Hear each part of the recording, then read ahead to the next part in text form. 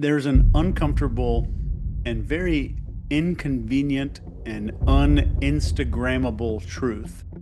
And it may be one that you don't want to hear. Let me ask you something that, if you're the kind of person who's honest, should rattle your sense of reality just a little bit. Who has actually been running your life?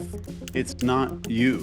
Every reaction you've had since childhood was pre-coded by ghosts. And what I'm saying here isn't a bunch of philosophy.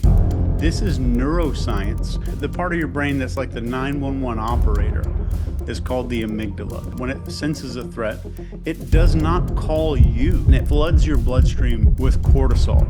And it pulls these preloaded bullshit scripts from childhood trauma and ancestral memory.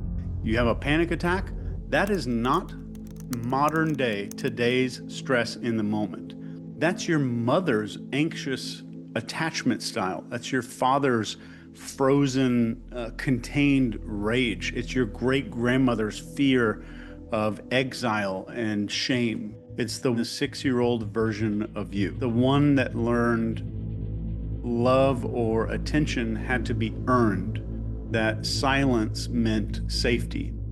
It's the one that learned that approval was a currency that you needed to earn to survive. You have to shrink to make other people more comfortable. This isn't you. It is ghosts, and they're running this frickin' show. All of this is not optimizing you for any kind of greatness.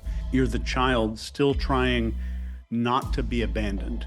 You're still auditioning for love. I've worked with Fortune 100 CEOs making billion-dollar decisions from a wounded psyche of a bullied third grader. So nothing of what I'm saying, nothing is theoretical. This is neurological reality. I don't care what the guy with the sweater vest and the legal pad who told you to lay down on a couch said. That is inherited hypervigilance from generations that survived a ton of serious wear. War, exile, abandonment, and rejection.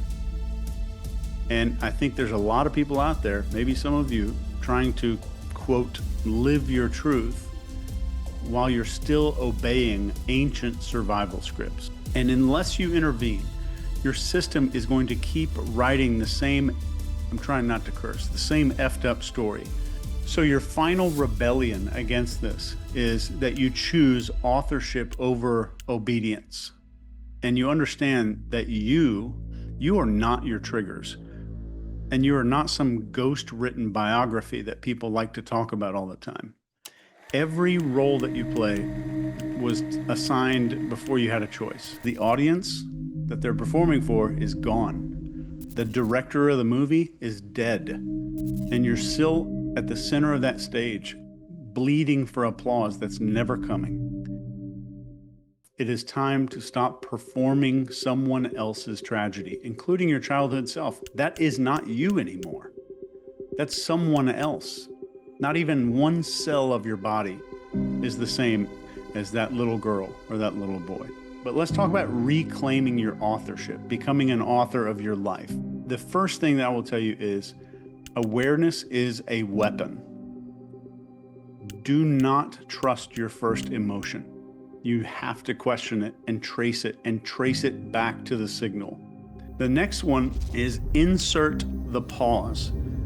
So between the trigger and the reaction, that's where your sovereignty lives. In between those two things. And you have to understand that my sovereignty resides in this moment between a trigger and a reaction. The next thing is rewrite expectancy. Your brain prepares for what it predicts. So if you change your forecast, you change your future. And finally, use the fate model that focus, authority, tribe, and emotion. These are all 4 of your hijack points, and you have to reclaim those. Ask yourself in real time, in the moment, who does this reaction belong to? Whose ghost script is this coming from? Whose rules am I still obeying without realizing it? It's instantly going to help you understand that all of your reactions don't necessarily belong to you. It's not a performance. It's not how to walk into a room and have the posture of confident people. That is bullshit. And it's also not peak state like you see in all these TikTok that pretend to have all these answers. It is a surgical rebellion against your inherited limitations, and it's gonna hurt. It's gonna be uncomfortable. And I don't think you want this because you want more power, and it's definitely not to feel good. It's to get free. It's to become free. And we all carry a memory that's not logical. We carry biological and cellular memory. And if there's a chance that I did my job right, then something inside of you didn't just hear what I said tonight, you felt it. And it's not, I promise you, it's not because what I was speaking was the truth. It's because my words shook something awake inside of you that was there already. You did not learn this. You remembered what I said.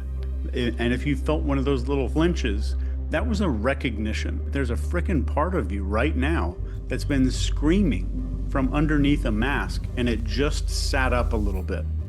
And I think most people are going to live never knowing that there is a massive difference between something that is true and the truth itself, because we're not learning truth. Truth is something we remember. You have a choice. You burn that lie to the ground, or you spend the rest of your life decorating a cage.